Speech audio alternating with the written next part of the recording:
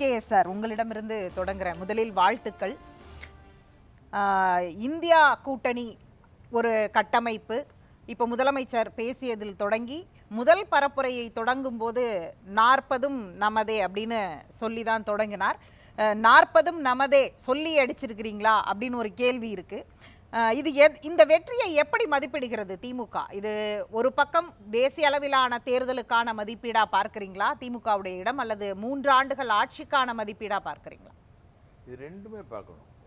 இங்கே ஒரு மோசமான ஆட்சியை நாங்கள் நடத்தி கொண்டிருந்தோம் என்றால் எங்களுக்கு வாக்களிக்க மாட்டார்கள் மக்கள். எனவே இது இந்த ஆட்சிக்கான மதிப்பீடாகவும் பார்க்க வேண்டும், ஒன்றிய அரசின் மீதான கோபமாகவும் இதை பார்க்க வேண்டும். ஏனென்றால் ஒன்றிய அரசு தொடர்ந்து தமிழர்களை பெருமைப்படுத்துவதாக பேசுவார்கள். ஆனால் தமிழக உரிமைகளில், தமிழர்களுடைய பண்பாட்டு உரிமைகளில் தலையிடுவதை அவர்கள் தொடர்ச்சியாக செய்து வந்தார்கள்.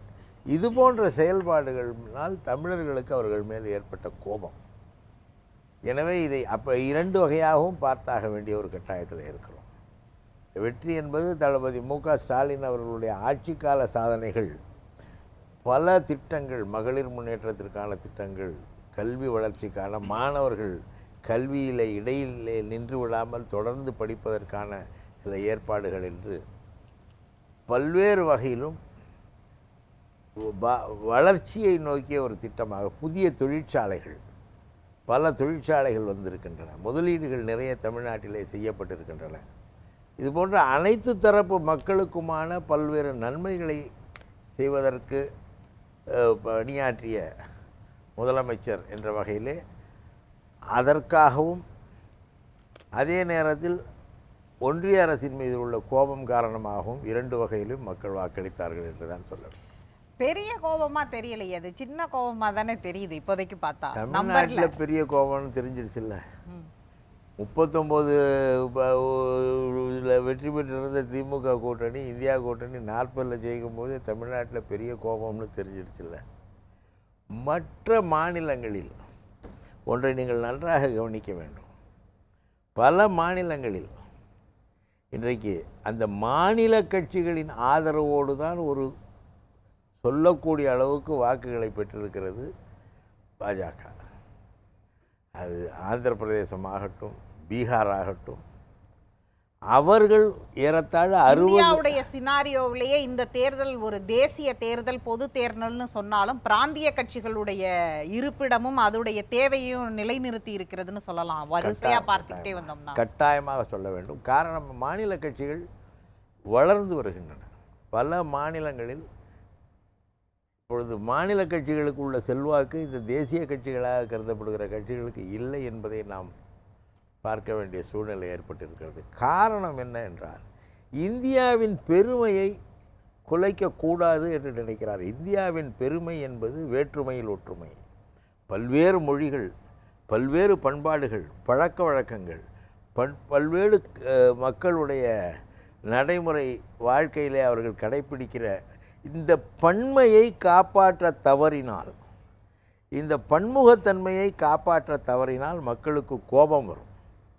ஏனென்றால் இது என்னுடைய கலாச்சாரம், இது என்னுடைய மொழி, இது என்னுடைய வாழ்வியல் என்று ஒவ்வொரு மக்களும். ஆனால் நான் இந்தியன், நான் இஸ்லாமியன் இல்லை, நான் கிறிஸ்தவன் இல்லை, ஆனால் நான் இந்தியன், நான் மலையாளி இல்லை, நான் தெலுங்கன் இல்லை, ஆனால் நான் இந்தியன் என்ற உணர்வு இருக்கும் வரை இந்த நாடு ஒற்றுமையாக இருக்கும். இந்த பல்வேறு மொழியோ பண்பாடோ அல்லது மதமோ நம்முடைய ஒற்றுமையை எந்த காலத்திலும் குலைக்கவில்லை. ஆனால் அதை வைத்து இந்த பிரித்தாளும் சூழ்ச்சியில் ஈடுபடுகிற யாராக இருந்தாலும் மக்கள் அவர்களை ஏற்றுக்கொள்ள மாட்டார்கள். காரணம், அதுதான் இந்த நாட்டின் பெருமை. அந்த வகையிலே மாநில கட்சிகளின் செல்வாக்கு என்பது அந்தந்த மாநில மொழியையும் அந்தந்த பண்பாட்டையும் காப்பாற்றுகிற ஒரு நடவடிக்கையாக பார்க்கப்படும் பொழுது மாநில கட்சிகளின் செல்வாக்கு உயர்ந்து கொண்டே போகிறது.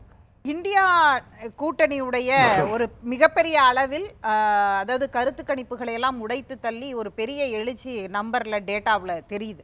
ஆனாலும் இன்னும் கொஞ்சம் இன்னும் 2 கூட்டங்கள்ல நீங்க ஒரு ஒற்றுமையா நின்னு பல மேடை, ஏன்னா நீங்க ஒரு முதல்ல 6 கூட்டங்களுக்கு பிறகு தேர்தல் தேதி அறிவித்த பிறகு ஒரு மேடைகளுக்குள்ள ஒற்றுமையாகலாம் நிக்கல. அவங்கவுங்க வேலையை அவங்கவுங்க மாநிலத்துல பார்க்க போயிட்டீங்க. ஒருவேளை நின்று ஒரு காமன் மினிமம் ப்ரோக்ராம் இன்னும் கொஞ்சம் கான்ஃபிடன்ஸ் கொடுத்திருந்தா மக்கள் இன்னும் கொஞ்சம் வாக்களித்திருப்பார்கள்ங்கிறத நீங்க பரிசீலிக்கிறீங்களா?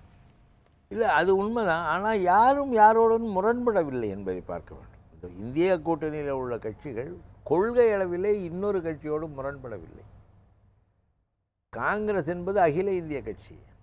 அவர்கள் பல பகுதிகளிலே அவர்களுடைய கொள்கை பிரச்சாரத்தை செய்தார்கள். ஏறத்தாழ காங்கிரஸின் தேர்தல் அறிக்கை திராவிட முன்னேற்ற கழகத்தின் தேர்தல் அறிக்கையை ஒட்டி வந்தது என்பதே உடன்பட்டதனால, 2 பேருக்கும் ஒரு உடன்பாடு உணர்வு இருந்ததனால்தான் வந்தது. அதே போல் இந்த கட்சியிலே உள்ள இந்த கூட்டணியில் உள்ள கட்சிகள், குறிப்பாக தமிழ்நாட்டிலே 2 கம்யூனிஸ்ட் கட்சிகள், அவர்களை எடுத்துக்கொள்ளலாம். இப்படி ஒவ்வொரு கட்சியும், இந்திய யூனியன் முஸ்லீம் லீக், இப்படி ஒவ்வொரு கட்சியும் கொள்கையிலே ஓரளவுக்கு உடன்பாடு ஏற்பட்ட காரணத்தினால்தான் அதை அவரவர்கள் பகுதியிலே பிரச்சாரம் செய்து வந்தார்கள். சில மாநிலங்களில் உள்ள பிரச்சனை என்னவென்றால், அங்கே போட்டியே இந்த இரு கட்சிகளுக்கும் தான். உதாரணத்துக்கு கேரளத்தை எடுத்துக்கொண்டாலோ அல்லது மேற்கு வங்காளத்தை எடுத்துக்கொண்டாலோ இடதுசாரிகளுக்கும் காங்கிரஸுக்கும் தான் போட்டி. அங்கே வேறு இன்னொரு மாநில கட்சி இல்லை. அதே போல் மேற்கு வங்காளத்திலே காங்கிரஸுக்கும் மம்தா பானர்ஜிக்கும் தான் போட்டி. இது போன்ற இடங்களில் வரும்பொழுது சில சிக்கல்கள் வரும்போது அவர்கள் அது ஒதுங்கி நின்று அவர்கள் அதையும் ஏற்றுக்கொண்டு தான் தேர்தல் களத்தை சந்தித்தார்கள். ஆனாலும் வெற்றி பெற்ற பிறகு இந்தியா கூட்டணியில் அவர்கள் நீடிக்கிறோம் என்பதை வெளிப்படையாக சொல்லியிருக்கிறார்கள். நீங்க ஒரு வார்த்தையை குறிப்பிட்டீங்க, இங்க ஒரு பெரும் கோபம் தமிழ்நாட்டில் இருந்தது அப்படின்னு. ஆனால் தமிழர்களுக்கு கோபப்படுத்தி தான் ஒடிசாவில் மிகப்பெரிய அறுவடை. இன்றைக்கு ஒடிசா மிக முக்கியமான அவர்களுடைய வெற்றியையோ நாளைக்கு ஆட்சி அமைப்பதையோ தீர்மானிக்கக்கூடிய ஒரு சக்தியாக மாறி இருக்கிறது. அப்படிங்கிறத நீங்க பார்க்குறீங்களா? இல்லை, ஒடிசா ஒரு சின்ன மாநிலம். மாநிலங்களிலே இந்த பெரிய மாநிலங்கள் வரிசையிலே ஒரிசா வராது. ஆனாலும் ஒரு விஷயத்தை நாம் கவனிக்க வேண்டும். ஏறத்தாழ தற்போது உள்ள ஆட்சி, பிஜு ஜனதாதள ஆட்சி, ஒரு 25 ஆண்டுகள் அங்கே தொடர்ச்சியாக ஆண்டு வருகிறார்கள். அந்த 25 ஆண்டுகள் அவர்கள் அந்த கட்சி வெற்றி பெற்றதற்கு காரணம் அவர்கள் நன்றாக ஆட்சி நடத்தி இருக்கிறார்கள் என்பதுதான். இல்லை என்றால் வெற்றி பெற முடியாது. இருந்தாலும் இந்த மக்களின் எல்லா எதிர்பார்ப்புகளையும் ஒருவேளை அவர்களால் நிறைவேற்ற முடியவில்லையோ என்னவோ தெரியவில்லை. ஒரு மாற்றம் வேண்டும் என்று அவர்கள் நினைத்திருக்கக்கூடும். ஏனென்றால் 25 ஆண்டுகள் ஒரு கட்சி ஆட்சி நடத்துவது என்பது அது எப்பொழுதுமே அதில் உள்ள பல சிக்கல்கள் உள்ளன. அந்த அடிப்படையிலே ஒரு மாற்றத்தை அவர்கள் விரும்பி கூட இருக்கலாம். இந்தியா கூட்டணி ஆட்சி அமைப்பதற்காக பேச்சுவார்த்தைகள் நடத்தப்படும். அது இப்போதைக்கு டிசைடிங் ஃபேக்டராக ஐக்கிய ஜனதா தளம் நிதிஷ்குமாரும் தெலுங்கு தேசம் சந்திரபாபு நாயுடும் மாறி இருக்கிறார்கள். இந்தியா கூட்டணி நாளைய கூட்டத்திற்கு பிறகு என்று காங்கிரஸ் இப்பொழுது கூறியிருக்கிறது. இந்தியா கூட்டணி அதற்கான முயற்சிகளை எடுக்கிறதா? அதற்கான முயற்சிகளை எடுப்பது போல் எனக்கு தெரியவில்லை. இதுவரை அது போன்ற பேச்சு இல்லை. இன்னும் தேர்தல் முடிவுகள் இன்று இரவு வரை வரும். வந்த பிறகும் கூட இன்னொரு கூட்டணியிலே, தேசிய ஜனநாயக கூட்டணியிலேருந்து ஆட்களை இழுத்து ஆட்சி நடத்த வேண்டும் என்று நினைக்க மாட்டார்கள். அவர்களுக்கும் அப்படி ஒரு மனம் வராது. இப்பொழுதுதான் ஒரு கூட்டணியிலே என்று வெற்றி பெற்றிருக்கோம், உடனடியாக ஆட்சிக்காக கூட்டணி மாற்றுவிட்டோம் என்று மக்கள் சொல்லக்கூடாது என்று நினைப்பார்கள். அரசியல் நாகரீகம் கருதியாவது அப்படி நினைப்பார்கள். அதனாலே அப்படி ஒரு வாய்ப்பு வருமா என்று எனக்கு தெரியவில்லை. ஒற்றை தேசம், அதை நாங்கள் பன்முகத்தன்மை இல்லது இந்திய அரசியலமைப்பை பாதுகாக்கிறோம் அப்படிங்கிறதா இந்தியா கூட்டணி முன்வைத்தது. பாஜக வைத்தது ஒற்றை தேசம், ஒற்றை இந்தியா, அது ஒரே தேர்தல், ஒரே நாடு அப்படின்னு. ஆனா இந்த எலெக்ஷன் ஒரு மெசேஜை சொல்லுது. அதை எப்படி பார்க்குறீங்க? அது இந்த எலெக்ஷனில் அதை பலர் ஏற்றுக்கொள்ளவில்லை என்பதை காட்டுகிறது. ஒரு 60 தொகுதிகளில் கடந்த முறை பாஜக வெற்றி பெற்ற மொத்த எண்ணிக்கையில் 60 தொகுதிகளில் பாஜக தோற்றிருக்கிறது. ஏறத்தாழ 60 தொகுதிகளில் தோற்றிருக்கிறது. காங்கிரஸ் தன்னுடைய கலந்த தேர்தல் எண்ணிக்கையை 2 மடங்காக ஆக்கி பெரிய வெற்றியை பெற்றிருக்கிறது. இதில் பெரிய மாநிலங்களான உத்தரப்பிரதேசத்தில் கூட காங்கிரஸ் சமாஜ்வாதி கூட்டணி ஒரு பெரிய வெற்றியை பெற்றிருக்கிறது. அங்கே கடந்த முறை 70 இடங்களில் பாஜக வெற்றி பெற்ற ஒரு மாநிலம். இப்பொழுது அவர்கள் அந்த அந்த அந்த எண்ணிக்கையை தொடவில்லை. இப்படி அந்தந்த மாநில மக்கள், ஒருவேளை இந்தி பேசுகிற மாநில மக்கள் எல்லாம் ஒரே மொழி குடும்பமாக கூட கருதலாம்.